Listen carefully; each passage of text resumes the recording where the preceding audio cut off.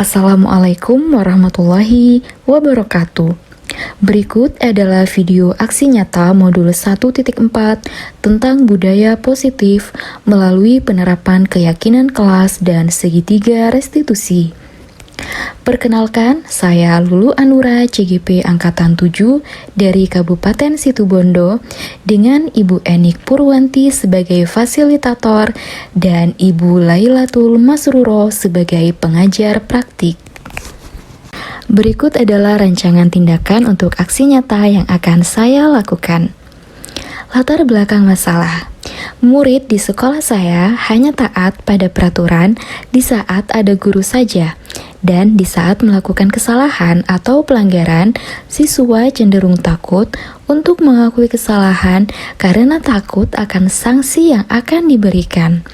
Oleh karena itu, perlu dilakukan upaya untuk menumbuhkan motivasi intrinsik di dalam diri siswa agar tercapai profil pelajar Pancasila. Tujuan yang ingin dicapai dari aksi nyata yang saya lakukan adalah mewujudkan pembelajaran yang berpihak pada murid, terciptanya disiplin positif, terwujudnya suasana yang nyaman di kelas atau di sekolah, dan menciptakan budaya positif. Tolak ukur keberhasilan dari aksi nyata yang saya lakukan, yang pertama adalah terbentuknya keyakinan kelas, tumbuhnya motivasi intrinsik dalam diri siswa, terjadi perubahan sikap disiplin positif siswa kepada guru atau murid lainnya, murid mampu menemukan solusi dari masalah yang dihadapi melalui segitiga restitusi, dan penguatan karakter profil Pancasila pada diri murid. Lini masa tindakan yang akan dilakukan. Yang pertama, saya menghadap kepala sekolah untuk menjelaskan tentang budaya positif, keyakinan kelas atau sekolah, dan segitiga restitusi, dan meminta izin untuk melakukan diseminasi. Yang kedua, saya melakukan diseminasi. Yang ketiga, merumuskan keyakinan kelas bersama dengan teman sejawat untuk diterapkan di kelas masing-masing. Yang keempat, melakukan refleksi dan evaluasi kegiatan. Dukungan yang diperlukan dalam melaksanakan aksi nyata ini, yang pertama dukungan dari kepala sekolah, rekan kerja, dan juga siswa. Yang kedua, sarana dan prasarana untuk melakukan diseminasi dan menumbuhkan budaya positif, serta dukungan dari orang tua siswa dalam pelaksanaan budaya positif di rumah. Berikut adalah dokumentasi kegiatan diseminasi budaya positif yang saya lakukan di SDN 8 Mimbaan, Kecamatan Panji, Kabupaten Situbondo. Assalamualaikum warahmatullahi wabarakatuh.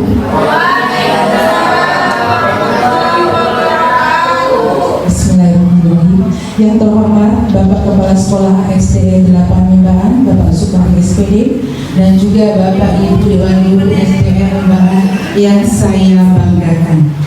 Puji syukur alhamdulillah, marilah kita limpahkan kepada Allah Subhanahu wa Ta'ala yang telah melimpahkan rahmatnya, hidayahnya pada kita sehingga kita bisa hadir di acara diseminasi budaya positif yang akan dibawakan nanti dengan Bu Lulu Anura SPD sebagai CGP Angkatan 7.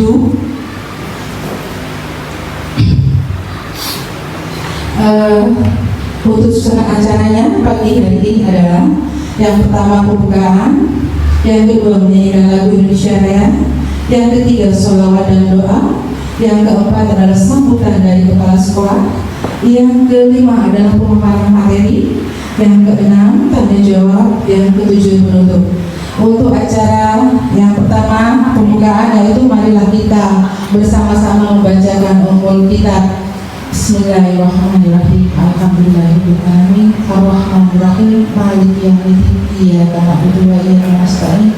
Ihdinas siratal mustaqim. Siratal ladzina an'amta 'alaihim ghairil maghdubi 'alaihim waladdallin.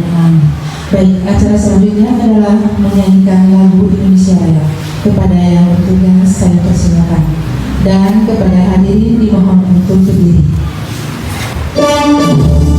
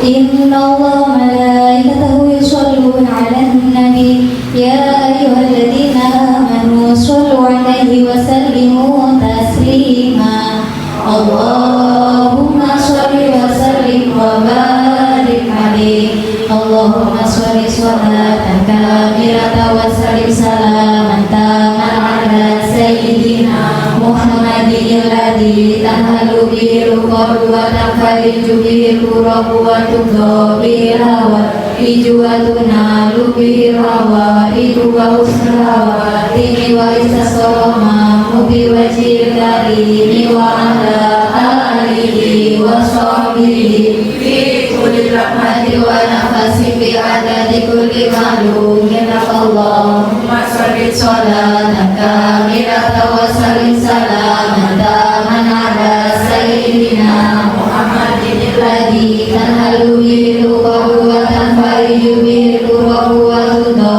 به الهوائج وتنال به الروائج وحسن الخواتم واستسقى بوجه الكريم وعلى آله وصحبه في كل لمحة ونفس بعدد كل معلوم لك اللهم صل صلاة كاملة وسلم سلاما تاما على سيدنا محمد الذي تنهل به الكرب وتنفرج به الكرب وتقضى به الهوائج وتنال به الروائج وحسن الخواتم واستسقى بوجه الكريم وعلى آله وصحبه في كل لمحة ونفس بعدد كل معلوم له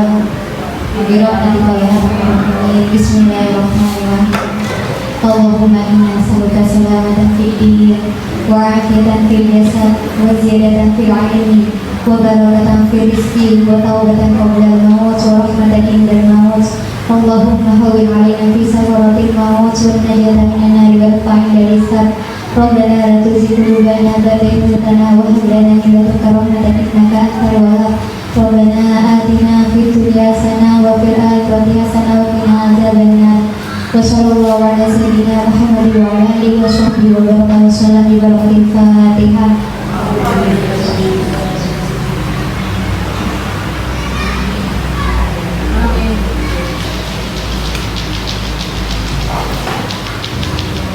Assalamualaikum warahmatullahi wabarakatuh. Bismillahirrahmanirrahim. Alhamdulillahirabbil alamin. Wassalatu wassalamu ala asyrofil mursalin sayyidina Muhammadin wa ala alihi wa sahbihi ajma'in. Yang saya hormati Ibu Lulu sebagai pelaksana, sebagai orang yang berhajat dalam guru penggerak, dan kepada Bapak Ibu yang menjadi peserta di seri pada siang hari ini. Sebelum saya memberikan sambutan, hanya mengingatkan saja ada 4. Satu, mohon dalam setiap forum Pak Hartono diberi kesempatan untuk menyampaikan oleh-olehnya yang mengikuti workshop di Surabaya. Kalau tidak disampaikan biayanya itu mahal, ya, pakai hotel yang berbintang bagus, makannya enak-enak, tapi tidak disampaikan masalah terorisme. Sampaikan ya Pak Hartono sendiri yang mengajukan. Kalau bergantung ke saya, itu saya sudah lupa juga. Istri saya dilupakan. Ya. Kemudian Pak Imam yang dari Jogja, jauh-jauh ke Jogja pakai mobil sendiri, pas ada oleh-olehnya, bukan oleh-oleh kacang, pipa. Maka sang profesor itu mengatakan sangat melecehkan. Itu semua bohong, katanya Pak Profesor. Saya juga agak tertidur waktu itu. Bohong.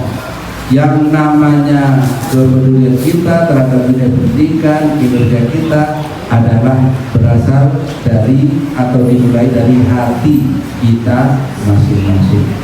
Ya, saya anggap waktu itu namanya profesor, ya remeh saja. Tahun 2008, nggak salah ya. Itu tahun 2025 saya itu terpilih sebagai guru profesional tingkat nasional. Dikirim ke Jakarta karena menang lomba. Waktu itu ketemu sama Istana Negara, Ibu Megawati, menterinya Ibu, Bapak siapa yang dari Muhammadiyah? Wajib.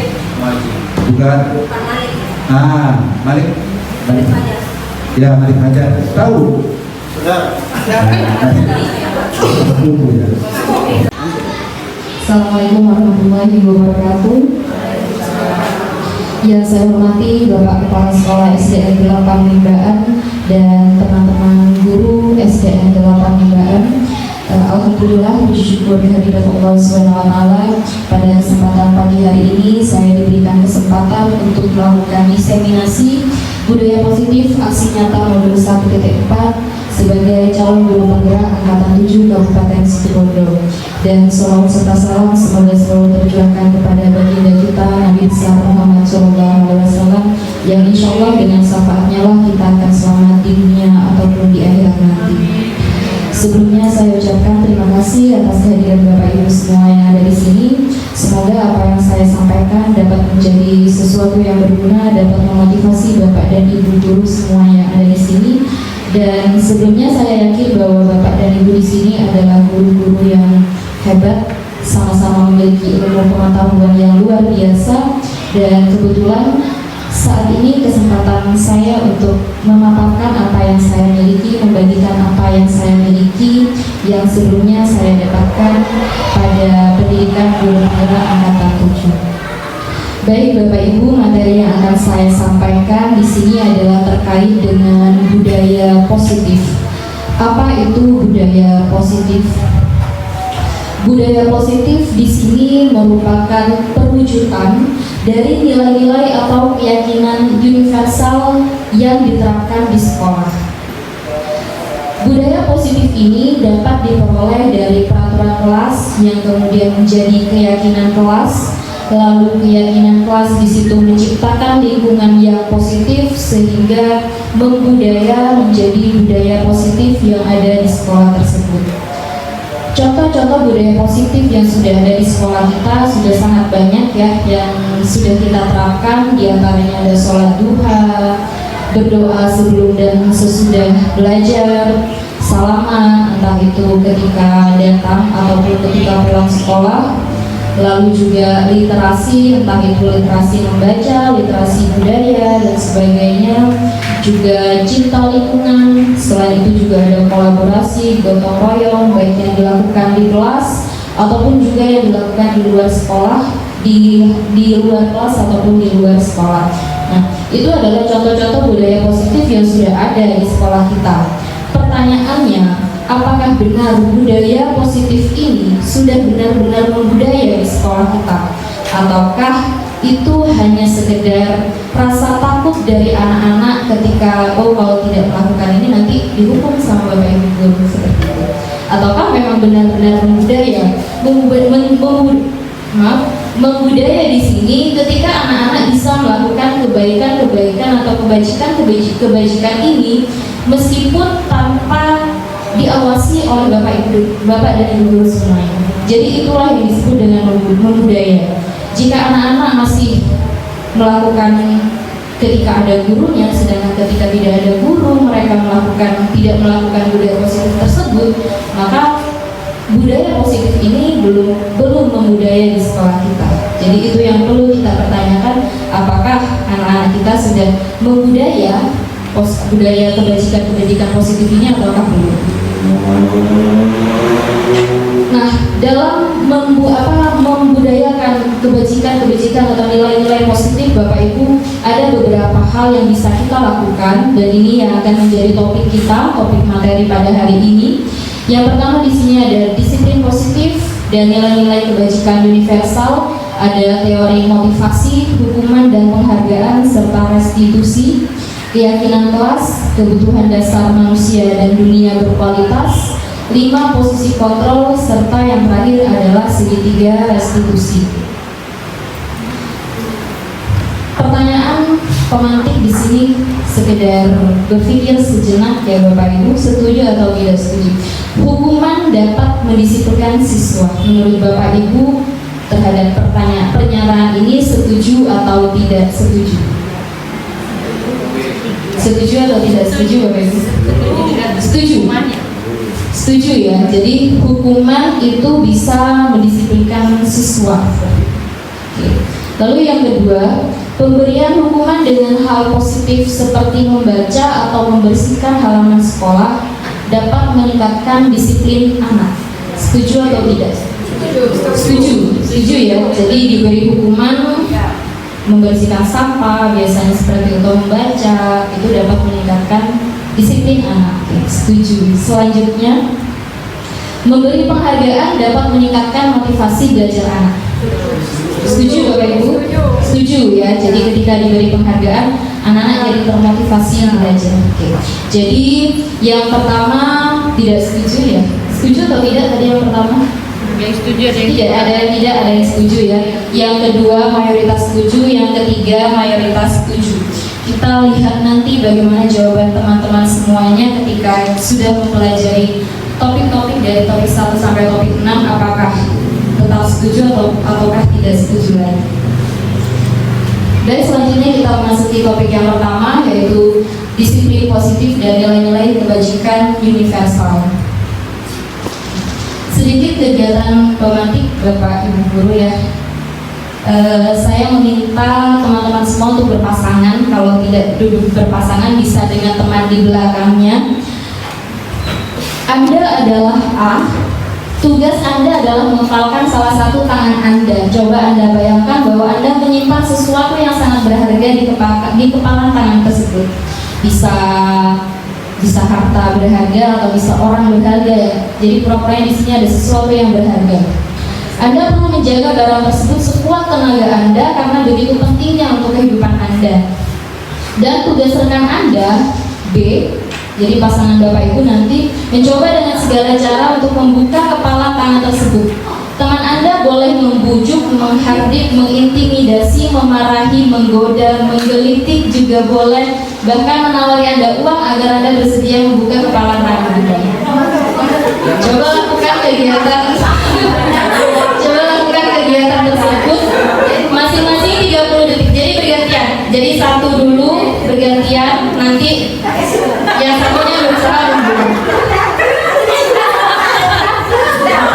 diambil satu. Sebab tidak harus cuma pura-puranya ada sesuatu di dalam hati.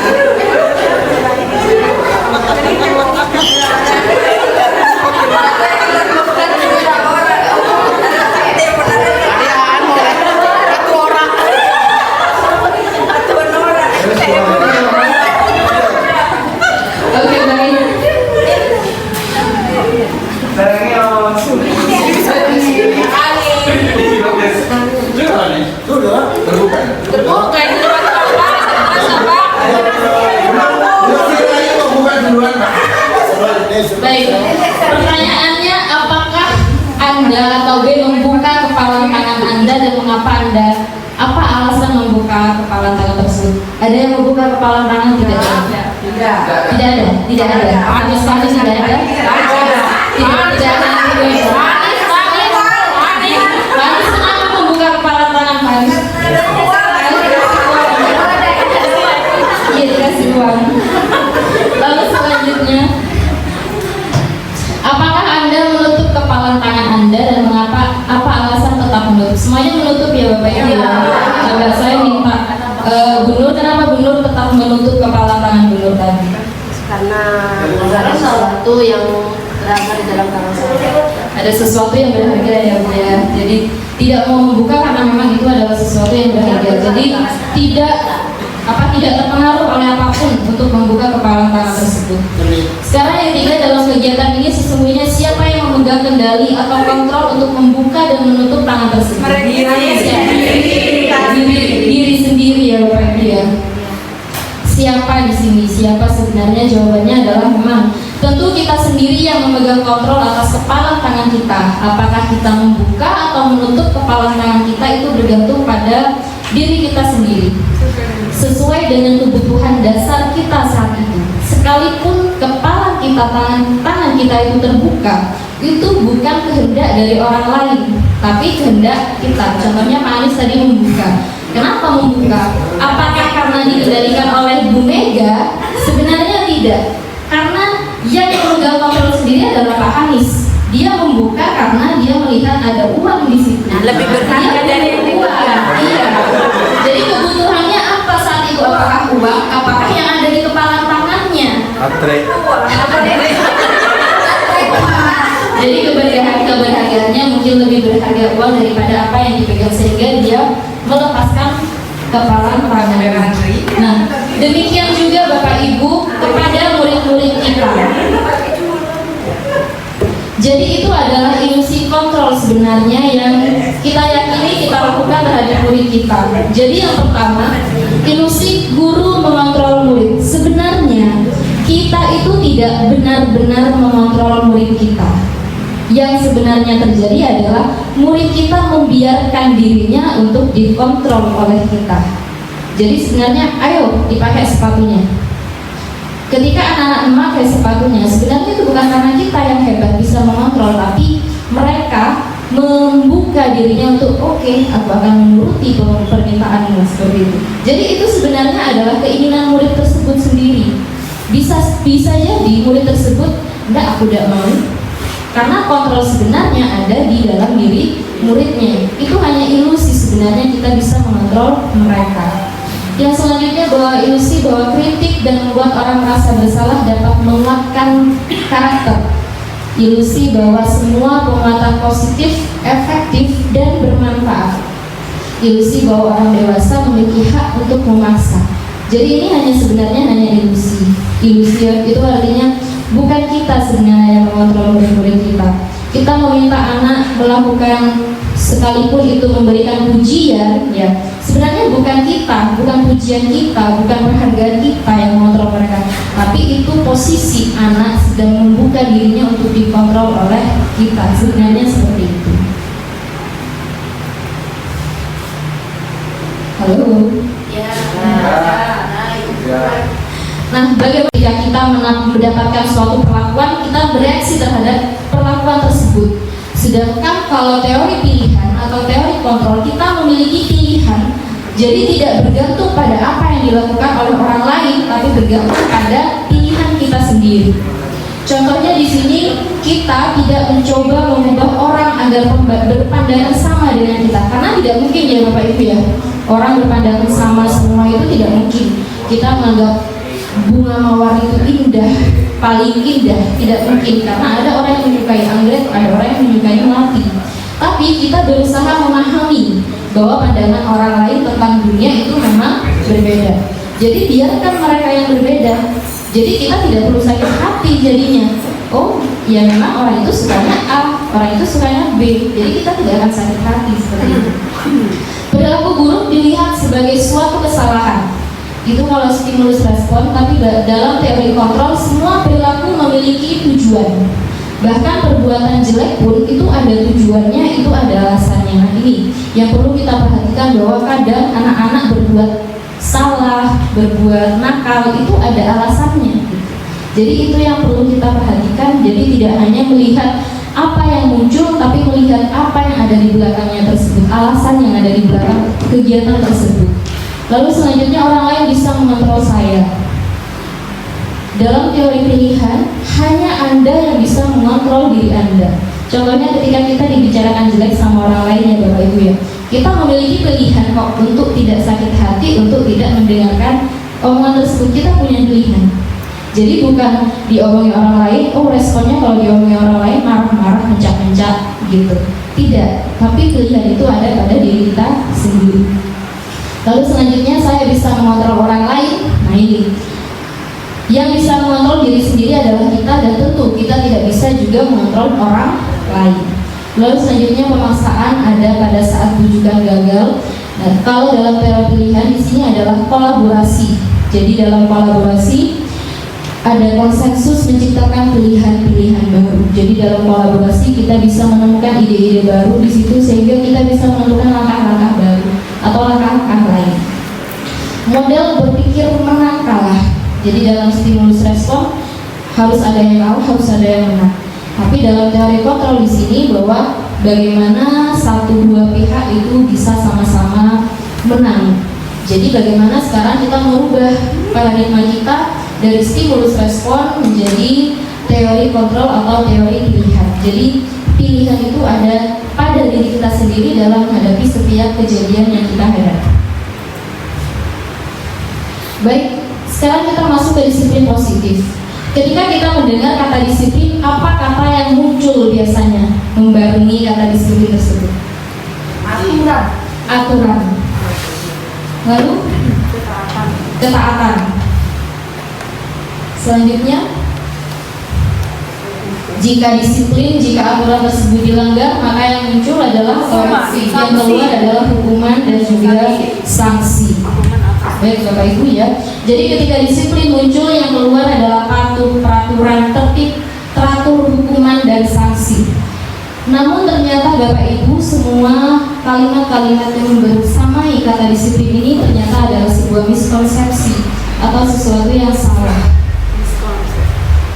Dalam budaya kita, makna kata disiplin itu dimaknai menjadi sesuatu yang dilakukan seseorang pada orang lain untuk mendapatkan kepatuhan, sehingga kita cenderung tidak nyaman dengan kata disiplin. Contohnya, kepala sekolah anyar kayak disiplinnya, sekolah datangnya harus pagi, pulangnya harus jam segini kayak gitu. Biasanya seperti itu. Tidak nyaman akhirnya ketika kata disiplin itu diucapkan. Padahal sebenarnya Bapak Ibu, kata disiplin ini berasal dari bahasa Latin disiplina yang artinya belajar, bukan aturan. Jadi disiplin itu artinya adalah belajar, berlatih, membiasakan diri. Sebenarnya di situ artinya. Kata disiplin ini juga berasal dari kata yang sama dengan murid. Jadi dalam bahasa Latin itu ada disciple itu artinya murid. Ini satu akar kata dengan kata disiplin.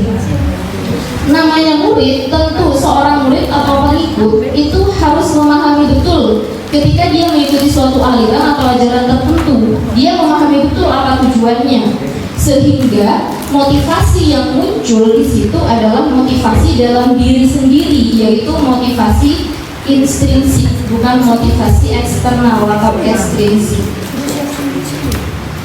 Disiplin diri ini juga mempelajari bagaimana cara kita mengontrol diri dan bagaimana menguasai diri untuk memilih tindakan yang mengacu pada nilai-nilai yang kita hargai. Jadi disiplin di sini itu mengenai kontrol terhadap diri sebenarnya. Bagaimana menghargai nilai-nilai yang diyakini. Seseorang yang memiliki disiplin berarti mereka bisa bertanggung jawab terhadap apa yang dilakukannya. Dan tujuan dari disiplin positif ini adalah menanamkan motivasi pada murid-murid kita untuk menjadi orang yang mereka inginkan dan menghargai diri sendiri. Jadi ini yang perlu kita ubah, bahwa disiplin di situ bukan membuat orang tunduk, tapi disiplin ini bagaimana mengajarkan anak untuk mengontrol dirinya, menghargai nilai-nilai yang mereka yakini. Nah, nilai-nilai tersebutlah yang harus kita tanamkan. Apa nilai-nilai yang harus kalian hargai seperti itu? Di sini menurut Ki Hajar Dewantoro ada merdeka. Merdeka menurut beliau adalah tidak hanya terlepas dari perintah, tapi juga cakap untuk memerintah diri sendiri. Jadi bukan berarti tidak mengikuti aturan, tapi bagaimana mengontrol diri sendiri untuk bagaimana bersikap, berinteraksi dengan orang lain, itulah yang disebut dengan manusia merdeka. Nah, seperti yang tadi, disiplin itu terkait dengan menghargai nilai-nilai. Nah, nilai-nilai apa yang dihargai di situ?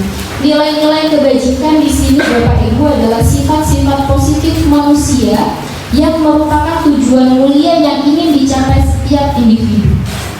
Nilai-nilai tersebut bersifat universal, artinya tidak hanya berlaku pada satu suku atau agama, tapi lintas ras, agama, lintas suku, dan lintas bangsa. Setiap perilaku atau perbuatan tentu memiliki suatu tujuan.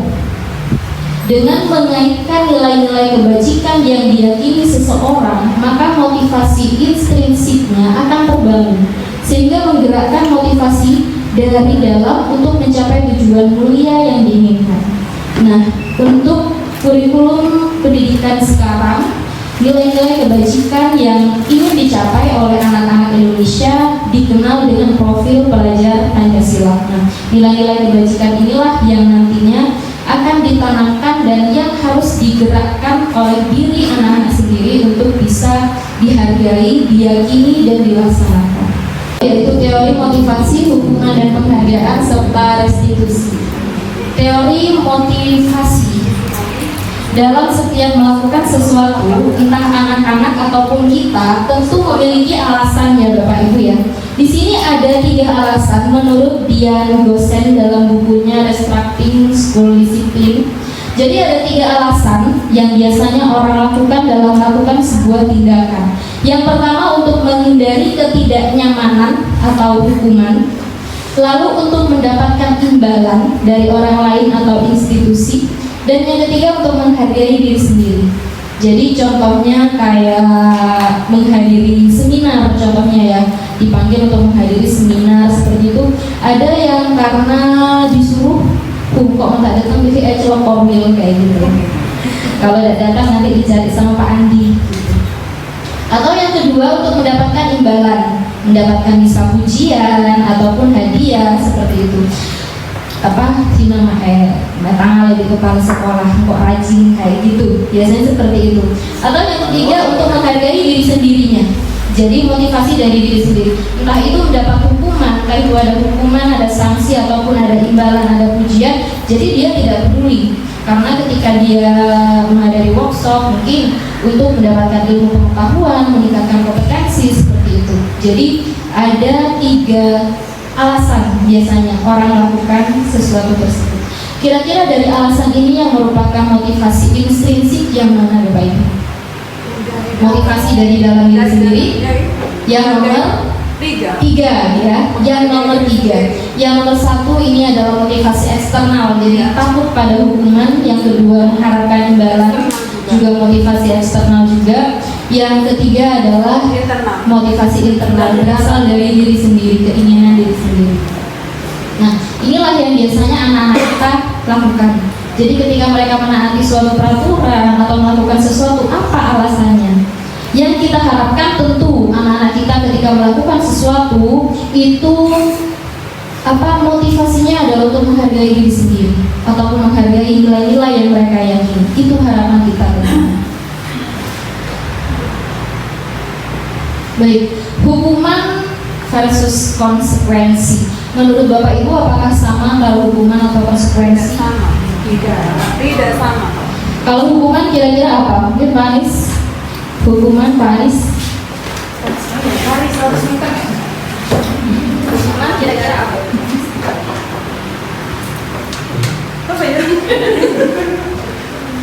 Apakah Pak Anis pernah menghukum siswa? Tidak pernah. Jadi wajar tidak hukuman, tidak tahu apa itu hukuman. Kira-kira apa itu hukuman Pak Anis? Apakah nyaman atau tidak ketika orang-orang terkena hukuman? Tentunya tidak nyaman karena hukuman itu berupa sebuah konsekuensi dari perbuatan salah yang dibuat seseorang. Jadi hukuman itu terjadi karena ada sebuah kesalahan, ada sebuah pelanggaran, dan tentu membuat individu tersebut tidak nyaman karena namanya hukuman biasanya tidak nyaman. Kalau konsekuensi kira-kira apa? Ya.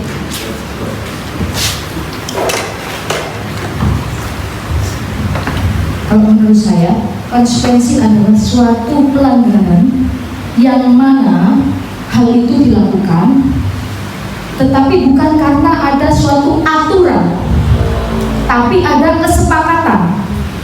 Ya.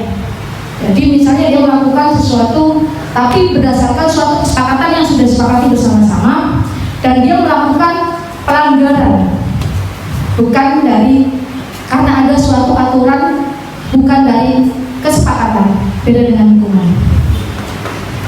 Jadi kalau konsekuensi di sini ada kesepakatan terlebih dahulu. Jadi ketika ada pelanggaran, nah konsekuensi apa seharusnya yang didapat dari situ. Baik. Nah, perbedaan hukuman dan konsekuensi di sini Bapak Ibu kita bisa melihat ya, konsekuensi dan hukuman itu memang berbeda. Jadi di sini kalau hukuman itu sesuatu yang menyakitkan harus terjadi. Jadi harus menyakitkan di situ.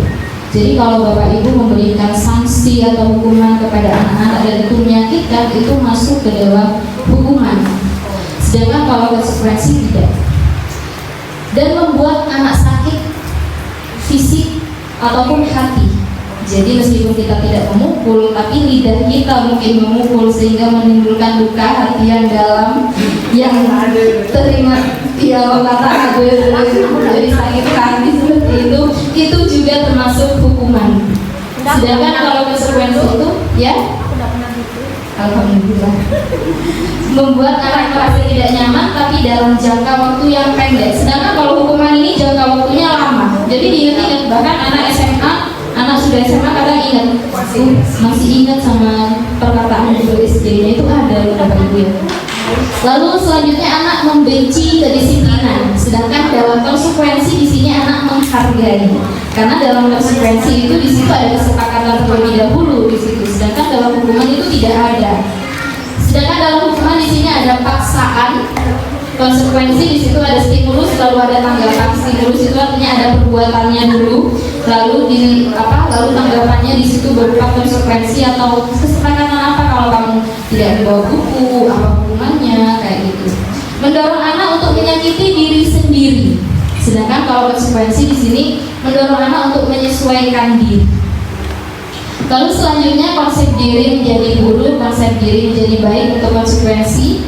Nah, yang selanjutnya di sini untuk hukuman, anak jadi belajar untuk menyembunyikan kesalahan karena takut pada hukuman. Jadi biasanya siapa yang ramai atau bukan saya, nunjuk temannya karena adanya rasa takut di situ. Sedangkan untuk konsekuensi di sini anak belajar untuk mematuhi peraturan. Jadi mereka mikir, oh aku kalau rame nanti suruh nyanyi kayak gitu, gak rame dah gitu. Lalu selanjutnya marah, rasa bersalah, dipermalukan, merasa tak dihargai. Jadi ini yang dirasakan oleh anak-anak yang diperoleh hukuman. Lalu untuk konsekuensi di sini mereka mungkin kehilangan haknya, dibuat tidak nyaman, diasingkan untuk sementara tapi dalam waktu yang sementara saja. Contohnya kamu mengerjakan PR dulu di luar seperti itu, lalu nanti kembali lagi ke kelasnya, kembali ke kelasnya kembali. Jadi ini pilih perbedaan antara hukuman dan konsekuensi. Kira-kira lebih banyak memberikan hukuman atau konsekuensi Bapak Ibu? Konsekuensi ya, alhamdulillah. Jadi di sekolah ini tidak ada guru penghukum. Jadi semuanya diberikan sesuai dengan kesepakatan. Biasanya memang dibuat di awal tentang kesepakatan kelas ya Bapak Ibu ya. Nah di sini ada contoh tindakan guru. Kita mencoba mengidentifikasi apakah ini termasuk hukuman ataukah termasuk konsekuensi ya Bapak Ibu ya.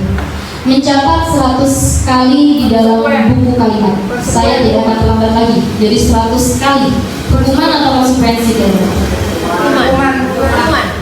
Hukuman atau konsekuensi? Hukuman. Kenapa begitu kok hukuman? Baik, terima kasih karena di situ tidak disebutkan aturan yang terlebih dahulu, jadi tidak ada kesepakatan. Jadi kalau misalkan di situ ada kesepakatan, itu sudah berbentuk konsekuensi. Terima kasih Bu. Jadi 100 kali ini termasuk hukuman ya Bapak Ibu ya. Menulis 100 kali, paso ya Bapak Ibu ya. Dan itu menyakitkan. Iya benar, menyakitkan. Menulis 100 kali dan kira-kira menulis 100 kali saya tidak akan terlambat, apakah bermanfaat atau tidak? Tidak ada manfaatnya ya. Buku habis ya, buku habis, tangan capek, dan juga tidak ada efek jerah. Yang ada anak ngomel-ngomel, kubil sama dia ya. Lalu selanjutnya lari mengelilingi lapangan basket 2 kali karena terlambat hadir di sekolah. Hukuman ya Bapak Ibu ya, karena ini hukuman fisik dan di situ terlambat, kesalahannya adalah terlambat. Lalu yang kedua, murid diminta untuk push up 15 kali karena tidak menggunakan masker. Hukuman ya. Menggantikan kertas tugas teman yang telah dicoret-coret, konsekuensi ya. Melakukan kesalahan seperti itu tentu ada konsekuensinya. Membersihkan tumpahan air di meja tulis harus senggol, konsekuensi. Murid disuruh untuk mengenakan sepatu seharian di sekolah karena tidak menggunakan sepatu hitam. Ini murid disuruh tidak mengenakan sepatu ya. Jadi disuruh nyeker karena tidak pakai sepatu. Hukuman ya Bapak Ibu ya. Lalu lari mengelilingi lapangan basket 2 kali karena terlambat 10 menit untuk pelajaran PJOK. Hukuman atau konsekuensi? Kita lihat ya Bapak Ibu jawabannya di sini. Jadi yang salah di sini adalah konsekuensi ya. Yang terakhir. Jadi mengelilingi lapangan basket ini termasuk konsekuensi karena masih berhubungan dengan pelajarannya. Jadi PJOK ini kan pelajaran fisik. Kecuali larinya disuruh 10 kali atau 20 kali. Nah itu baru tidak masuk akal. Kalau 2 kali ini kan bisa untuk pemanasan. Jadi masih nyambung. Sedangkan kenapa yang nomor 2 itu adalah hukuman? Karena di situ kesalahannya adalah terlambat lalu dihukum fisik. Nah ini tidak sesuai, tidak sinkron, sehingga ini menjadi sebuah hukuman. Nah selanjutnya tadi hukuman sudah, sekarang penghargaan. Tapi di sini sangat judulnya dihukum oleh penghargaan. Padahal penghargaan itu enak kan ya Bapak Ibu ya, mendapat penghargaan, mendapat pujian, mendapat hadiah. Tapi di sini dihukum oleh penghargaan. Jadi Bapak Ibu, menurut Alfikon dalam bukunya di tahun 1993, beliau mengatakan bahwa berdasarkan penelitiannya, penghargaan ternyata berlaku sama dengan hukuman. Dalam arti meminta atau membujuk seseorang melakukan sesuatu untuk memenuhi suatu tujuan tertentu dari orang yang meminta atau membujuk. Dorongannya eksternal dan akan ada faktor ketergantungan. Beberapa dampak dari pemberian penghargaan adalah seperti berikut. Jadi menurut beliau bahwa pemberian penghargaan itu termasuk hukuman Bapak Ibu. Dan penghargaan itu pengaruhnya jangka pendek dan bisa juga jangka panjang. Jadi kalau sekali diberi penghargaan, tentu anak-anak akan terus meminta penghargaan seperti itu. Lalu penghargaan itu efeknya menghukum siapa? Menghukum teman-temannya yang tidak mendapatkan penghargaan. Jadi teman-temannya yang tidak mendapatkan penghargaan itu rasanya seperti tidak berguna, seperti tidak memiliki motivasi, seperti itu. Lalu selanjutnya penghargaan juga mengurangi ketepatan. Penghargaan tidak efektif, penghargaan merusak hubungan ya. Ketika ada satu yang dapat, apalagi ketika penilaiannya itu tidak objektif. Jadi penilaiannya tidak transparan, penilaiannya tidak berkualitas seperti itu, sehingga penghargaan itu bisa menimbulkan kecemburuan sosial. Penghargaan mengurangi kualitas, penghargaan mematikan kreativitas ya Bapak Ibu. Penghargaan mengurangi motivasi intrinsik. Ini sudah jelas karena orang-orang ketika mendapatkan penghargaan yang diharapkan adalah penghargaannya, bukan dorongan dari dalam diri. Jadi ketika tidak ada penghargaan, dia tidak mau melakukan hal tersebut. Jadi Bapak Ibu, bagaimana memberikan penghargaan yang benar sebenarnya? Jadi ketika memberi pengakuan itu, beri pengakuan secara khusus, beri pengakuan secara pribadi, beri pengakuan kepada semua murid. Jadi tidak hanya murid-murid itu saja. Kadang kita memberi pengakuan entah itu pinter, dapat ulangan 100 atau menyelesaikan pertama kali kayak gitu.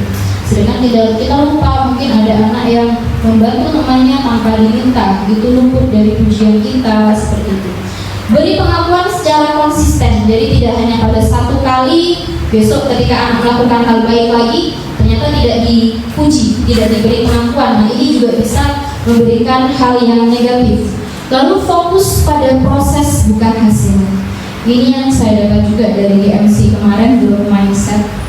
Bagaimana memberi penghargaan yang tepat. Jadi ketika memberi penghargaan atau memberi pengakuan atau pujian Bapak Ibu, sertakan di situ nilai-nilai kebajikan apa yang anak-anak lakukan. Jadi bukan hanya sekedar oh kamu pinter, keren, hebat seperti itu. Tapi nilai kebajikannya apa? Itu tonjolkan. Itu nilai-nilai itu yang akan masuk ke dalam hati anak dan itu yang akan mereka ulang-ulang nantinya, yang akan mereka ingat-ingat. Dan di situ ada situasinya. Contohnya di sini kemarin saya perhatikan rasa empatimu besar sekali pada saat menolong murid baru di kelas kita. Jadi yang detail ketika memberikan pujian kepada anak seperti itu. Jadi anak-anak tahu apa yang dimaksud dari pujian itu. Lalu saya menghargai kepedulianmu pada saat kamu membantu teman-temanmu di tugas kelompok. Tentu kita memujinya dengan bahasa kita ya Bapak Ibu. Kalau ini kan bahasanya baku, jadi kita menggunakan bahasa sehari-hari kita dengan anak-anak. Nah, selanjutnya Bapak Ibu ada hukuman tadi, penghargaan, dan selanjutnya ada restitusi. Ini restitusi juga adalah hal yang baru saya dengar. Restitusi di sini adalah Bapak Ibu adalah suatu proses juga bagaimana menangani anak, entah itu pelanggaran ataupun kebaikan yang dilakukan oleh anak-anak dengan proses yang baru. Di sini prosesnya menciptakan kondisi bagi murid untuk memperbaiki kesalahan mereka sehingga mereka bisa kembali pada kelompok mereka dengan karakter yang lebih kuat. Restitusi juga merupakan proses kolaboratif. Jadi di sini ada kerjasama yang mengajarkan murid untuk mencari solusi untuk masalah mereka dan membantu murid berpikir tentang peran seperti apa yang mereka, bukan hanya satu arah. Jadi kalau hukuman atau konsekuensi itu biasanya hanya satu arah. Kamu melakukan A, maka hukumannya ini, konsekuensinya ini. Sedangkan pada restitusi di sini ada mereka diajak mencari solusinya sendiri. Jadi konsekuensi di situ tidak sanksi-sanksi di situ belum dibuat, tapi anak-anak di situ disuruh berpikir bersama, mencari solusinya bagaimana bersama-sama. Lalu di sini juga ada bagaimana mereka memperbaiki dirinya ke depannya. Jadi bukan hanya pada saat itu, dan juga bagaimana di situ mereka berinteraksi memperlakukan orang lain. Karena biasanya ketika bermasalah, anak itu kan bermasalah dengan temannya seperti itu. Nah, jadi Bapak Ibu, tadi ada hukuman, ada konsekuensi. Jadi menurut Bapak Ibu tadi kan konsekuensi yang lebih bagus. Ternyata setelah selain konsekuensi, ada cara yang lebih bagus lagi dalam menyelesaikan permasalahan, yaitu dengan menggunakan restitusi. Jadi hukuman ini sifatnya negatif, sedangkan konsekuensi ini sifatnya netral. Sedangkan untuk restitusi ini sifatnya lebih positif. Jadi kita memiliki pilihan baru selain konsekuensi, yaitu restitusi namanya. Jadi di sini kita baca yang restitusi ya Bapak Ibu ya. Restitusi di sini merupakan pilihan menguatkan murid untuk jangka panjang, korban mendapatkan ganti, murid atau anak mendapatkan penguatan, masalah terpecahkan, murid belajar bertanggung jawab. Di sini fokusnya pada pemecahan masalah dalam jangka waktu panjang. Apa yang kamu yakini, apa yang bisa kamu lakukan untuk memperbaiki masalah ini. Jadi ada komunikasi dengan anak di sini. Kalau konsekuensi di sini hanya fokus pada peraturan saja. Tidak pakai sepatu, peraturannya apa, sanksinya apa, tidak mengerjakan PR apa. Jadi hanya berpusat atau berhenti pada itu saja. Sedangkan restitusi tidak.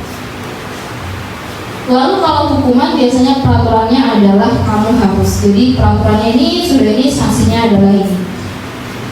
Jadi ini bedanya Bapak Ibu antara hukuman, konsekuensi, dan restitusi. Dan budaya positif bisa kita peroleh dengan kita melaksanakan restitusi di kelas ataupun di sekolah kita. Baik, ini adalah ciri-ciri dari restitusi Bapak Ibu ya. Jadi restitusi itu bukan untuk menebus kesalahan, bukan memperbaiki kesalahan, tapi di situ untuk belajar dari kesalahan. Nah, ini kesalahan itu tidak apa-apa Bapak Ibu, kita berbuat salah tidak apa-apa. Jadi kita jangan takut untuk melakukan kesalahan. Nah, ini yang perlu kita ajarkan kepada anak-anak kita, bahwa kesalahan itu, dari kesalahan kita bisa belajar, memperbaiki hubungan. Jadi kita pernah ya, anak-anak kita bertengkar, tapi ternyata masih menimbulkan dendam. Nah, dalam restitusi ini hal-hal tersebut bisa diminimalisir. Lalu di sini restitusi menawarkan berupa tawaran, bukan paksaan. Jadi sanksi-sanksi yang diperoleh itu berupa tawaran. Restitusi menuntut untuk melihat ke dalam diri, mencari kebutuhan dasar, paling mendasari tindakan, dan restitusi diri adalah cara yang paling baik. Dan yang terakhir Bapak Ibu, restitusi mengembalikan murid yang berbuat salah pada kelompoknya dengan karakter yang lebih kuat di situ. Selanjutnya adalah keyakinan kelas. Nah, ini keyakinan kelas biasanya Bapak Ibu lakukan atau buat. Biasanya kita menyebutnya kesepakatan kelas ya. Biasanya dibuat di awal semester atau di awal tahun pembelajaran. Mengapa tidak peraturan, kenapa keyakinan? Jadi di sini yang menjadi fokus adalah keyakinannya. Jadi ketika kita menggunakan helm ketika berkendara, ataupun ketika kita masa COVID kemarin menggunakan masker, di situ kita memiliki keyakinan bahwa kalau berkendara tidak pakai helm, kalau kecelakaan kepalanya pecah seperti itu, atau ketika menggunakan masker tidak menggunakan masker, maka kita bisa kena COVID. Nah, di situ ada keyakinan-keyakinan sehingga tanpa disuruh pada saat itu kita melakukannya.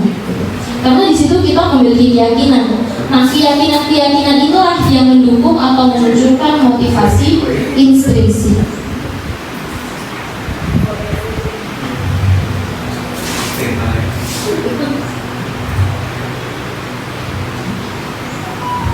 Perhatikan Bapak Ibu, di sini ada dua poster, sama-sama judulnya kesepakatan kelas. Nah, kira-kira yang manakah yang merupakan keyakinan kelas? Yang saling menyayangi, yang satunya yang merupakan keyakinan, yang sebelah utara ya, sebelah kanan ya. Karena di sini ada nilai-nilai yang diyakini yang muncul. Jadi di situ ada saling menyayangi, ada nilai-nilai saling menyayangi, ada nilai semangat, ada nilai peduli. Jadi di dalam keyakinan kelas yang sebaiknya dimunculkan itu adalah nilai-nilai kebajikannya. Jadi bukan hanya semata-mata peraturan, terlambat, memakai ini, memakai itu, bukan. Tetapi nilai-nilainya, karena dengan nilai-nilai itu siswa-siswa akan lebih paham apa yang seharusnya mereka hormati, apa yang seharusnya mereka perbaiki, seperti itu, apa yang seharusnya mereka lakukan. Nah, ini beberapa contoh keyakinan yang dibuat di kelas kemarin, di kelas saya. Jadi di sini yang dimunculkan Bapak Ibu, contohnya adalah menjunjung tinggi solidaritas. Jadi di situ ada nilai solidaritas. Jadi kalimatnya di situ perbedaan antara kesepakatan dengan keyakinan. Di situ ada nilai-nilai kebajikannya, nilai solidaritas, nilai kebersihan, kerapian, nilai kedisiplinan. Jadi kalimatnya bukan hadir tepat waktu sekian menit sebelum ini kayak gitu, tetapi nilainya yang dimunculkan, menerapkan kedisiplinan di sekolah. Jadi disiplin yang mereka ingatnya, lalu saling menghargai dan berlaku sopan. Nilai penghargaan, nilai saling menghargai, nilai kesopanan itu yang akan mereka ingat-ingat. Jadi sopan, menghargai, solidaritas dan sebagainya. Jadi itulah yang dimaksud dengan keyakinan. Nah, langkah-langkah pembuat keyakinan kelas Bapak Ibu. Jadi yang pertama, kita melakukan brainstorming atau curah pendapat. Jadi mengumpulkan pendapat dari siswa tentang apa yang boleh dan tidak boleh dilakukan di dalam kelas. Jadi bisa menggunakan post-it ya, atau anak-anak bisa menuliskan di papan tulis tentang hal-hal yang mereka impikan di kelas mereka, atau hal-hal yang boleh dan tidak boleh yang dilakukan di kelas. Lalu selanjutnya hal-hal tersebut, pendapat-pendapat dari setiap anak, jadi setiap anak mencatat semua masukannya, lalu kemudian bersama peserta didik nanti menemukan nilai-nilai keyakinan. Jadi dari apa yang mereka utarakan atau tuliskan, keyakinan-keyakinan apa di situ yang muncul, nilai-nilai kebajikan apa yang muncul. Lalu selanjutnya disusun menjadi sebuah kalimat keyakinan kelas dan selanjutnya ditempel di kelas masing-masing. Nah, contohnya ini ya Bapak Ibu ya.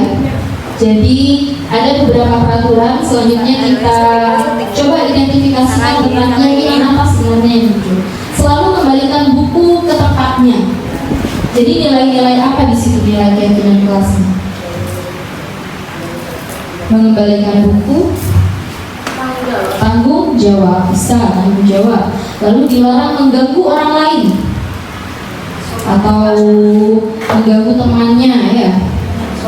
Sopanan, bisa hadir di sekolah sebelum pelajaran dimulai, kedisiplinan, dilarang melakukan kekerasan, nilai jangan melakukan, bisa apa? Saling menghargai, saling menyayangi di situ. Dilarang menggunakan narkoba,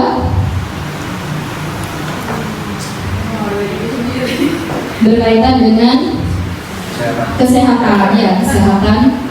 Bergantian atau menunggu giliran, antri ya, disiplin, menghargai orang lain, menggunakan masker, ini berkaitan dengan kesehatan juga. Jangan berlari di kelas atau koridor. Jadi ini ya Bapak Ibu ya. Jadi nilai-nilai yang tercantum di situ. Jangan berlari di kelas itu berkaitan dengan nilai keselamatan dan keamanan. Nah, kalau berlari-lari menabrak orang lain itu akan menyakiti orang lain. Lalu selanjutnya kebutuhan dasar manusia.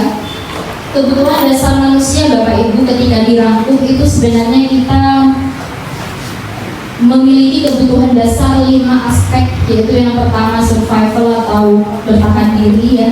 Yang kedua kasih sayang, penguasaan, kebebasan dan kesenangan. Jadi survival di sini berkaitan dengan keselamatan, keamanan, kesehatan. Lalu di sini juga ada penguasaan berkaitan dengan pengaruh, kompetisi, kontrol prestasi. Kebebasan di sini berkaitan dengan kemerdekaan, mobilitas, pilihan dan kreativitas. Jadi Bapak Ibu ketika seseorang melakukan kesalahan mungkin atau melakukan pelanggaran, sebenarnya ada kebutuhan-kebutuhan dari mereka yang tidak terpenuhi di situ. Contohnya ketika anak di dalam kelas ramai atau mereka menggambar-gambar sendiri, yang lainnya menghitung matematika sedangkan dia asik menggambar. Nah, di situ kebutuhan apa yang tidak terpenuhi? Bisa kebutuhan apa? Tentang kebebasan. Jadi dia anak yang kreatif, tetapi dia tidak memiliki kebebasan. Jadi itu yang harus kita penuhi sebagai guru.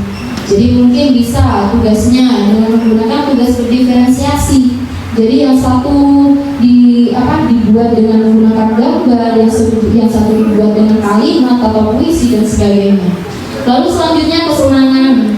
Jadi ketika anak-anak mungkin di dalam kelas itu ramai ketika gurunya menjelaskan, mengganggu temannya, dia hanya ingin bersenang-senang dengan temannya. Mungkin dia merasa bosan seperti itu di dalam kelas. Sehingga kita sebagai guru harus memiliki solusi untuk itu. Contohnya menghadirkan pembelajaran yang menyenangkan. Contohnya seperti itu. Nah, di sini ada sebuah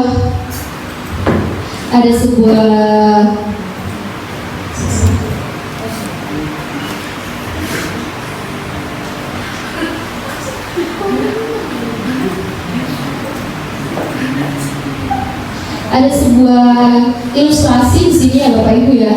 Jadi Ibu Retno adalah kepala sekolah baru di sebuah SD. Sebagai orang baru tentu Ibu Retno harus menyesuaikan diri dan teman-temannya mayoritas menerima, kecuali ada satu guru yang di situ kurang menerima Ibu Retno dengan baik, yaitu namanya Pak Malik. Jadi di setiap rapat beliau selalu mengutarakan ketidaksukaannya dengan pertanyaan-pertanyaan yang menyinggung, yang mempertanyakan kebijakan-kebijakan Ibu Retno yang dilakukan, sehingga sikap Pak Malik ini ternyata mengusik guru-guru yang lainnya Sehingga sebagai guru senior di situ ada Pak Hanif yang mencoba bertanya tentang alasan dari Pak Malik melakukan hal tersebut. Dan beberapa kemungkinan jawaban yang muncul dari Pak Malik di sini. Nah, jadi Pak Malik kemungkinan jawaban yang muncul yang pertama, iseng aja sih sebenarnya aku senang lihat Pak Kepsek baru itu kebingungan ketika aku tanya-tanya ketika rapat. Kalau seperti ini kira-kira kebutuhan apa yang ingin dipenuhi oleh Pak Malik? Kesenangan ya Bapak Ibu ya. Jadi kesenangan. Jadi hanya ingin bersenang-senang. Lalu selanjutnya, ya biar dia kenal sama aku dan aku ingin nantinya bisa dekat dengan kepala yang baru itu. Pinter kayaknya. Apa di sini? Apa? Kasih sayang ya Bapak Ibu ya. Jadi dia ingin dekat dengan orang tersebut, dengan orang tersebut. Lalu yang ketiga, ya biar dia tahu kalau aku ini lebih pintar dari dia. Aku senior di sekolah ini. Jadi kebutuhan apa yang diinginkan di sini? Pengakuan atau penguasaannya Bapak Ibu ya. Lalu selanjutnya, bosan aku, ngantuk sekali aku mendengarkan penjelasan dia. Kurang komunikatif, coba lebih kreatif lagi. Jadi di sini kebutuhan apa yang ingin dipenuhi oleh Pak Malik? Kebebasan. Jadi setiap tindakan seseorang itu ada motivasinya masing-masing atau ada kebutuhan yang ingin dipenuhi di situ Bapak Ibu. Selanjutnya topik yang kelima adalah 5 posisi kontrol. Jadi Bapak Ibu di sini sebagai guru kita memiliki pilihan 5 pilihan, yaitu mau menjadi penghukum, pembuat rasa bersalah, teman, pemantau, atau manajer. Jadi di sini Bapak Ibu perbedaannya, jika seorang guru penghukum, di situ dia akan menghardik, menunjuk-nunjuk atau menyakiti, menyindir. Itu adalah ciri-ciri guru penghukum. Lalu pembuat rasa bersalah, di sini adalah guru biasanya berceramah, ceramah panjang kali lebar tentang biasanya seperti guru agama mungkin seperti itu ya. Lalu yang selanjutnya guru yang sebagai teman, jadi membuat alasan-alasan untuk muridnya. Jadi membuat alasan, jadi membela muridnya di situ. Jadi membela muridnya. Lalu yang pemantau di sini biasanya fokus pada aturan-aturan. Jadi menghitung kamu poinnya berapa ini sudah, kamu skornya berapa ini skor hukumannya sudah. Lalu kalau manajer di sini, manajer biasanya lebih menanyakan hal-hal atau keyakinan-keyakinan yang sudah dilanggar atau keyakinan-keyakinan yang mereka miliki Bapak Ibu. Sehingga di sini ada hasil-hasil yang berbeda yang didapatkan dengan posisi kontrol tersebut. Jadi kita sebagai guru mau memilih posisi yang mana? Sebagai penghukum, pembuat rasa bersalah, teman, pemantau, ataukah manajer? Tentu pilihan yang paling baik, yang sesuai dengan kurikulum Merdeka dan juga dengan nilai-nilai kebajikan yang kita anut, profil pelajar Pancasila, posisi kontrol yang diharapkan adalah sebagai apa Bapak Ibu? Sebagai manajer. Jadi kita bukan sebagai penghukum, pembuat rasa bersalah, teman, pemantau, tetapi sebagai manajer. Sehingga di situ akan mendapatkan perbaikan yang lebih baik dari diri anak masing-masing. Nah, contohnya di sini Bapak Ibu ada pernyataan-pernyataan, saya kecewa sekali dengan kamu. Kalau hal seperti ini biasanya diutarakan oleh guru sebagai posisi kontrol apa? Pembuat rasa bersalah. Lalu kamu tidak pernah benar melakukannya. Penghukum bisa. Lalu selanjutnya, ayolah lakukan demi ibu atau bapak gitu. Sebagai teman ya. Apakah kamu mau mendapatkan stiker bintang hari ini? Ini biasanya Pak Supari. Jangan melakukan bintang. Siapa yang mengatakan biasanya Pak Supari? Bagaimana kamu bisa menyelesaikan masalah ini?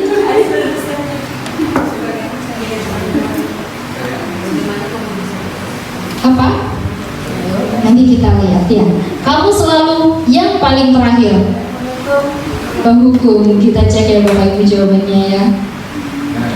Oke, di situ. Oh, udah ada Pak Supardi di situ. Pemantau ya. Jadi pemantau kalau mendapatkan stiker bintang seperti itu adalah posisinya sebagai pemantau. Sedangkan posisi sebagai manajer biasanya menanyakan bagaimana caramu menyelesaikan masalah ini. Dan Bapak Ibu, ini adalah topik yang terakhir, yaitu segitiga restitusi. Oke. Jadi kembali ke materi tadi tentang restitusi. Jadi Bapak Ibu, restitusi di sini adalah kondisi, menciptakan kondisi bagaimana murid bisa memperbaiki kesalahannya, ya, dan mereka bisa kembali ke kelompok mereka atau ke teman-teman mereka dengan karakter yang lebih kuat. Artinya di sini mereka lebih meyakini nilai-nilai yang mereka yakini atau mereka yang nilai-nilai keyakinan yang sudah disepakati di kelas masing-masing. Dalam segitiga restitusi Bapak Ibu ada 3 tahapan. Nah, tahapan ini tidak harus berurutan, jadi bisa dilakukan yang mana yang awal, yang mana yang akhir, itu bebas. Yang pertama di sini kita harus mengidentifikasi dulu ke validasi kebutuhan apa sih yang anak-anak kita itu butuhkan sehingga melakukan pelanggaran tersebut. Lalu selanjutnya menstabilkan identitas mereka. Jadi biasanya ketika anak melakukan kesalahan itu sudah identitasnya itu kadang sudah down duluan. Kayak, saya ini sudah anak yang nakal, tidak bisa diperbaiki, atau biarin dah, saya ini sudah merah di mata Bapak Ibu guru, biar sudah. Nah, di sini posisi kita untuk menstabilkan identitas mereka. Lalu selanjutnya menanyakan keyakinan. Jadi keyakinan apa yang sudah dilanggar dan bagaimana mereka ingin memperbaikinya. Nah, yang pertama Bapak Ibu, menstabilkan identitas. Jadi ketika anak kita bermasalah atau melakukan sebuah kesalahan, kita coba untuk menstabilkan identitasnya dulu. Jadi di sini tujuannya untuk membuat anak yang merasa gagal itu menjadi positif terhadap dirinya. Karena namanya seperti Tuhan ya, namanya Tuhan itu kan Maha Penerima Taubat. Jadi seperti itu. Jadi setiap kesalahan, sebesar kesalahan apapun, sebesar dosa sebesar apapun itu masih bisa dimaafkan. Sama dengan ini, menstabilkan identitas. Jadi kita bisa berkata bahwa berbuat salah itu manusiawi, nak. Jadi ya nggak apa-apa berbuat salah, yang penting bagaimana kamu memperbaikinya. Karena tidak ada manusia yang sempurna. Bahkan guru pun juga pernah salah. Masa muridnya tidak boleh salah? Muridnya salah, dimarah-marahi, padahal gurunya juga kesalahannya mungkin lebih banyak dari murid kita yang polos gitu. Kita pasti bisa menyelesaikan permasalahan ini. Bapak Ibu tidak tertarik untuk mencari tahu siapa yang benar, siapa yang salah. Nah, ini kadang anak melempar siapa yang salah, siapa yang benar gitu ya. Jadi kita tidak tertarik, tapi kita lebih tertarik, lebih aja anak untuk menyelesaikan masalah. Lalu kamu kalau menyalahkan dirimu sendiri terus menerus, apakah kamu bersikap baik pada dirimu sendiri? Jadi anak-anak juga diajarkan untuk mencintai dirinya sendiri, bahwa sebesar apapun kesalahannya di situ masih bisa bertobat gitu, masih bisa memperbaiki. Lalu selanjutnya adalah validasi kebutuhan. Jadi di sini anak-anak dibantu untuk mengenali kebutuhan dasar apa sih yang mereka ingin penuhi. Kita kembali ke 5 kebutuhan dasar tadi, yaitu penguasaan, kebebasan, kasih sayang, kesenangan, ataukah untuk bertahan hidup. Contohnya ketika ada anak yang dibully, ada anak pendiam, tiba-tiba dia memukul temannya. Ternyata ketika ditanya, ternyata dia dibully sama temannya, sehingga mau tidak mau dia harus melawan. Nah, disitulah kebutuhan anak yang ingin diterima, ingin didapatkan adalah bertahan hidup. Jadi kita tidak serta-merta menyalahkan, kamu kok mukul. Kita lihat dulu alasannya apa. Jadi di sini Bapak Ibu bisa berkata, kamu bisa saja melakukan hal yang lebih buruk, tapi kamu tidak melakukannya. Jadi anak-anak di sini diberikan pujian bahwa tidak sampai parah kesalahannya seperti itu. Lalu selanjutnya di sini menanyakan keyakinan. Jadi kembali ke keyakinan yang sudah disepakati tadi, yaitu nilai-nilai yang kita percaya di kelas itu apa, seperti itu. Lalu nilai-nilai universal, kelas yang ideal itu seperti apa. Jadi anak-anak ditanyakan, dikembalikan lagi kesepakatan yang sudah dibentuk atau yang sudah disepakati sesuai keyakinan kelas yang dibentuk. Sehingga anak-anak itu kembali, oh iya ya, harus saling menyayangi di kelas. harus disiplin di kelas. Jadi anak-anak tidak kembali lagi ke nilai-nilai yang diyakini atau dipercaya seperti itu Bapak Ibu. Jadi dalam melakukan segitiga restitusi ada 3 tahapan itu Bapak Ibu ya. Kemarin saya sudah melakukan praktek penggunaan segitiga restitusi di kelas saya. Saya mohon izin untuk menampilkannya. Jadi Bapak Ibu bisa melihat bagaimana pelaksanaan atau penerapan segitiga restitusi dalam menyelesaikan permasalahan ini.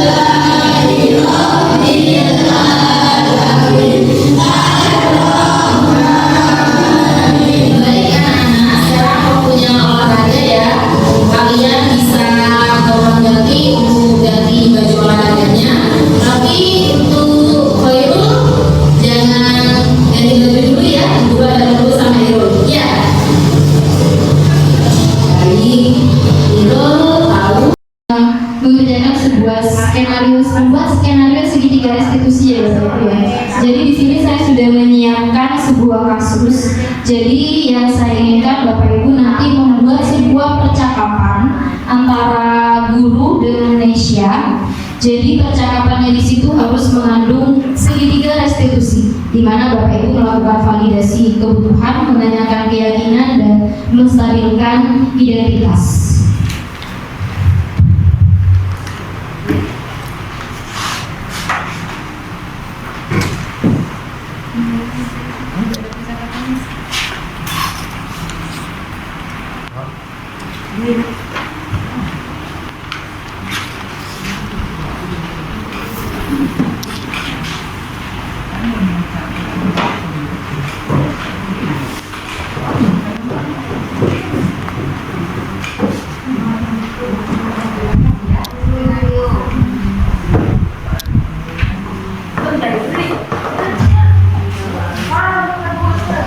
Jadi Bapak Ibu bisa membuat berpasangan dengan teman di belakangnya untuk membuat percakapan yang berisi tentang segitiga restitusi.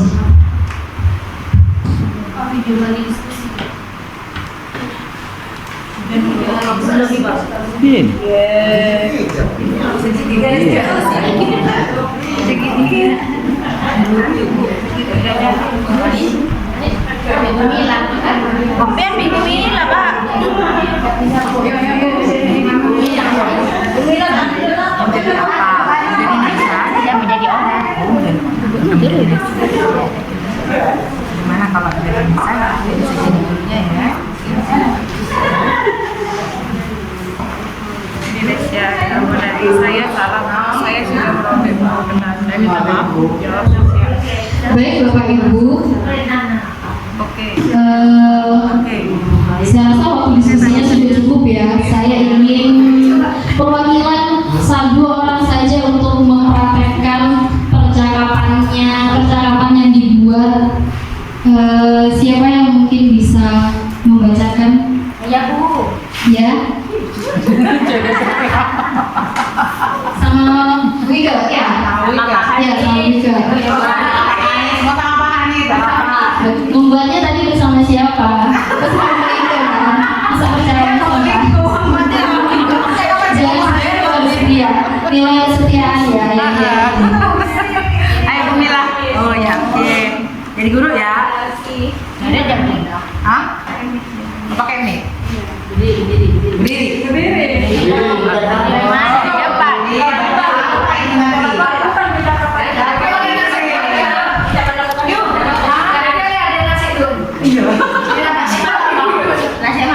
Dari Bu Peri, jadi Nesya, saya jadi guru ya.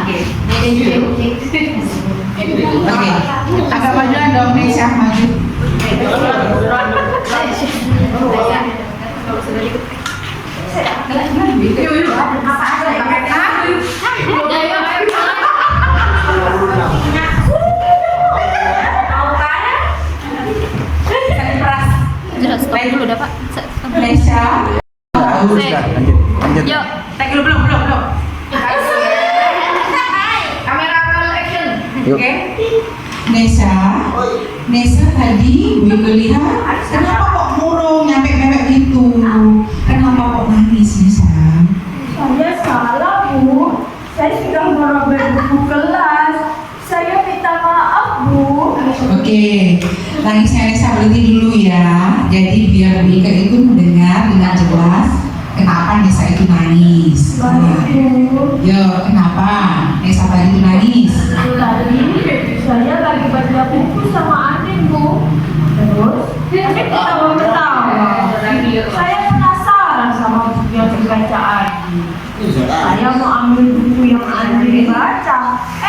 Malah robek, Bu. Oke, sebenarnya Nesha juga ingin baca buku itu ya, tapi harus merebut dari Andin, begitu. Iya, Bu. Tapi ada kan cara yang lebih baik dengan tidak merebut buku Andin? Saya tadi mintanya baik-baik. Oke. Minta izin untuk pinjam buku itu. Oh, sudah minta izin kepada Andin. Kemudian bagaimana sikap Andin? Nggak boleh. Gak boleh. Baik. Nah, kalian juga bisa baca kan bersama-sama dengan Andin. Jadi tidak harus berebutan dong. Iya, Bu. Saya minta maaf. Saya akan ganti buku itu, Bu. Nanti saya akan bayar pakai duit uang saku saya. Bagus. Nesha sudah tahu ya tentang keyakinan kelas kita. Iya, Bu. Apa keyakinan kelas kita?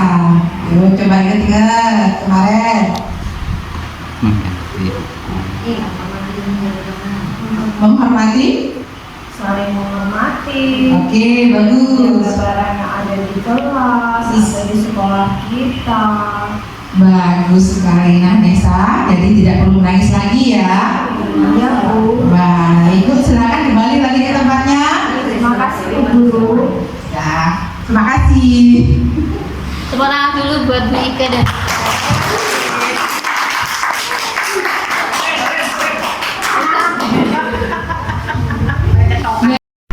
Ini sebenarnya kamu juga bisa membaca buku, tapi tidak harus merebut dari Andin.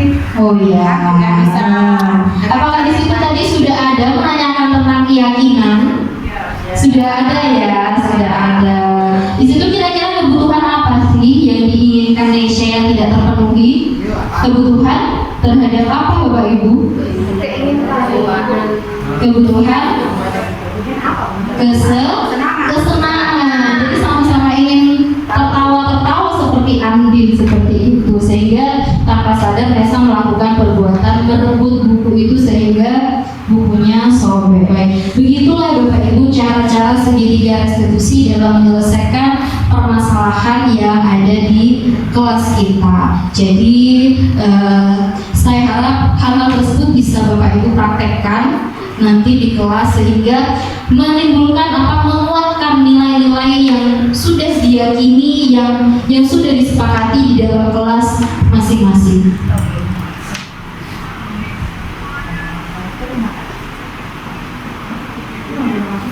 Terima kasihnya belum muncul. Berarti belum selesai. Oke. Hal baru apa? Ya, tadi kita sudah. Jadi motivasi instruksi itu begitu pentingnya dimiliki oleh anak-anak kita sehingga jadi ketika kita ada ataupun tidak ada, jadi anak-anak tetap mematuhi atau melaksanakan keyakinan yang mereka yakini. Terima kasih.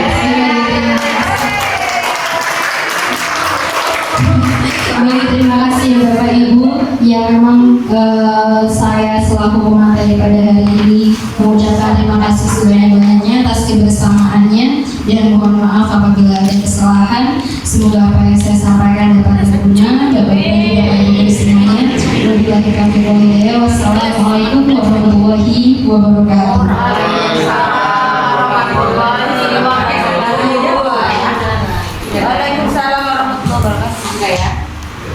Baik, terima kasih Bu Lulu yang sudah banyak sekali memberikan ilmu yang baru bagi kita semua, dan semoga bermanfaat dan juga bisa langsung diterapkan ya Bapak Ibu ya. Oke, biar yang berikutnya adalah penutupan ini sudah Bapak Ibu. Nah, marilah kita menutup acara ini dengan membaca hamdalah. Pak Imam kayaknya musuh banget ya. Alhamdulillah. Sebentar lagi Pak Imam. Jangan khawatir, kotaknya sudah datang Pak. Mau Pak, silakan Pak dibagikan. Iya, kotaknya. Sudah ya? Belum, saya belum. Saya selaku ketua acara mengucapkan terima kasih dan mohon maaf apabila ada salah kata. Wassalamualaikum warahmatullahi wabarakatuh.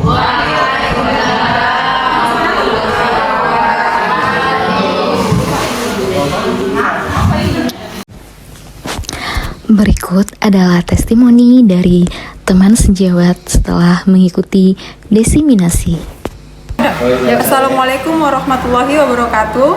Nama saya Rita Nur Anggraini. Saya wali kelas 4B SDN 8 Mimbaan yang juga merupakan teman sejawat dari Bu Lulu An-Nura CGP Angkatan 7 dari Kabupaten Situbondo. Saya adalah peserta diseminasi yang Ibu Lulu lakukan pada tanggal 19 Januari 2023 kemarin. Banyak ilmu yang saya dapat, serta kebermanfaatan dari materi-materi yang Ibu Lulu sampaikan. Dari diseminasi tersebut saya mengetahui bahwa selama ini dalam menanamkan nilai-nilai kebaikan pada diri anak kita harus lebih memperhatikan motivasi intrinsik siswa daripada fokus pada sanksi-sanksi yang harus diberikan pada siswa. Saya mencoba membangun motivasi intrinsik tersebut dengan membuat keyakinan kelas bersama siswa saya. Dalam proses menyusun keyakinan kelas tersebut, saya banyak mendapat masukan-masukan dari siswa tentang bagaimana kelas yang mereka impikan dan inginkan. Curah pendapat menjadi sangat menyenangkan karena siswa bisa menyampaikan perasaannya dengan bebas. Setelah keyakinan kelas terbentuk dan mulai saya terapkan, ada perubahan pada diri siswa. Mereka mulai mengingat tentang nilai-nilai yang sudah kita sepakati dan menjadi pedoman mereka dalam beraktivitas di kelas. Saya yakin dengan membentuk keyakinan kelas, lama-kelamaan hal ini akan membentuk budaya positif di sekolah dan membangun motivasi intrinsik pada diri siswa.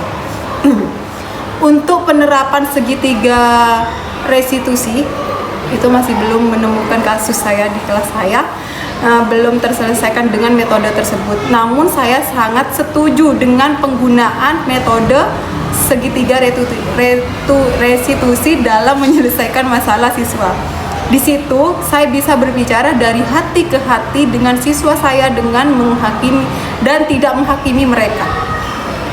Hal tersebut sebenarnya sudah saya lakukan dengan menangani masalah siswa saya, namun mungkin tidak semua tahapan segitiga restitusi itu saya lakukan. Sekali lagi saya berterima kasih atas sharingnya kepada teman sejawat saya Ibu Lulu An-Nura, dan semoga budaya positif ini dapat berjalan dengan baik sehingga tercapai pembentukan karakter profil pelajar Pancasila. Wassalamualaikum warahmatullahi wabarakatuh. Berikut adalah rencana tindak lanjut yang akan saya lakukan setelah diseminasi. Yang pertama, membuat keyakinan kelas di setiap awal tahun ajaran atau awal semester. Mendorong teman sejawat atau kelas lain untuk membuat keyakinan kelas masing-masing. Bersama warga sekolah, membuat keyakinan sekolah, mendorong penerapan posisi manajer dan segitiga restitusi, membangun budaya positif di sekolah, melakukan diseminasi kepada wali murid, serta selalu melakukan evaluasi dan refleksi setiap akhir kegiatan. Demikian video aksi nyata ini. Terima kasih dan semoga bermanfaat.